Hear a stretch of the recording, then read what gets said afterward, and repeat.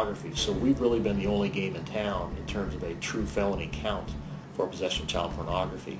So our ability to get a felony conviction, obtain really very real legitimate sentences, and get these guys off the streets for extended periods of time is going to do nothing except make our community safer.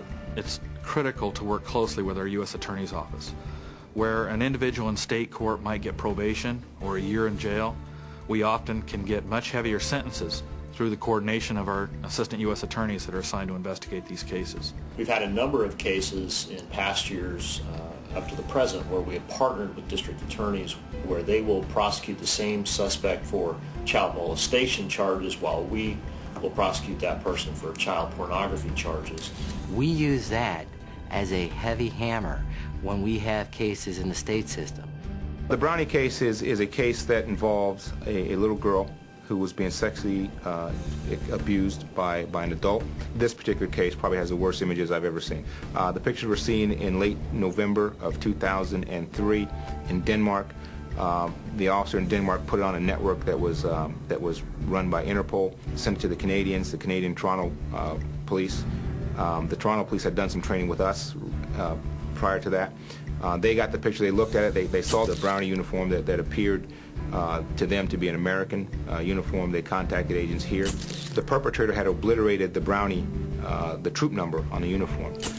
The agent and the officers from Toronto were able to locate that number and put it to a location in North Carolina. The agents in North Carolina went out and identified the victim, identified the perpetrator, and ended up arresting the perpetrator, who was actually the father of this young girl.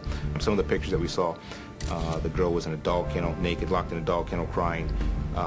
The girl was naked with a butcher knife across her chest. There were carvings on her chest. This says "Kill me, slut," that kind of stuff. Urination on the child. In the exploitation of the data that we recovered at the search, we found, I believe, 188,000 images of child abuse. It's terrible that these children are going to have to live for the rest of their lives, not only having to live with what happened to them, but the fact that their exploitation is now shared around the world with individuals who are getting sexual gratification by collecting their photos.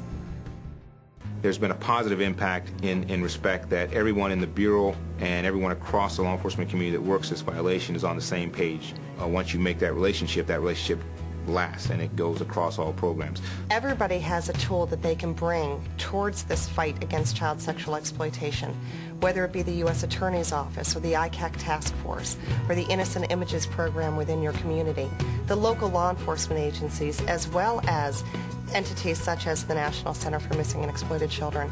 Whatever the turf battles might be, whatever the conflicts might be between interagencies, when we're talking about this issue, all that stuff falls away.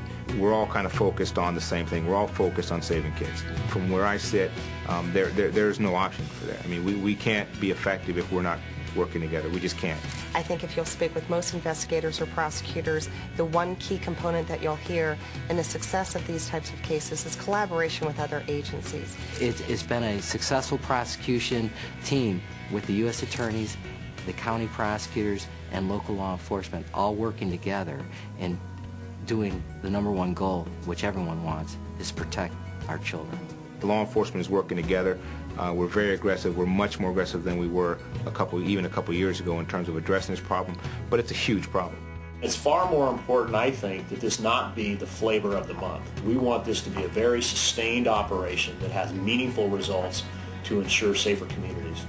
Task forces cannot do it alone. We will need the help of every individual in the law enforcement community. I encourage you, whether you're a parent, concerned law enforcement member, at the federal, state, or local level, we must all do what we can as concerned citizens and criminal justice professionals to make sure that our children are kept safe. The best long-term solution here is information and education. We've got to prevent our way out of this problem. You can help me teach parents that they must stay vigilant, stay smart, and most of all, let's work together to make sure we're keeping our children safe from online sexual exploitation. To stop this problem from becoming more pervasive than it is, we need 3 elements coming together. We need education, we need prevention, and we need enforcement. Project Safe Childhood pulls all of those elements together to make sure we are keeping America's children safe. In order to confront this threat to our kids, we must rise up together as soldiers in the armies of compassion called to action by President Bush.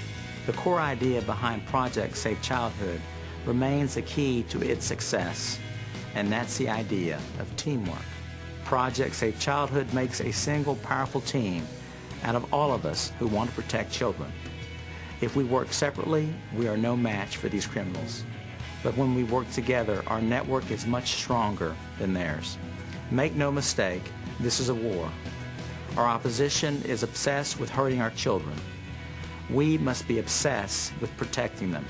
I want to thank you for your dedication to this cause, and I look forward to continuing this fight together. Each of us is but one soldier in the armies of compassion I mentioned earlier, but we will prevail as long as we can count on each other to be out there fighting shoulder to shoulder, our voices united as one.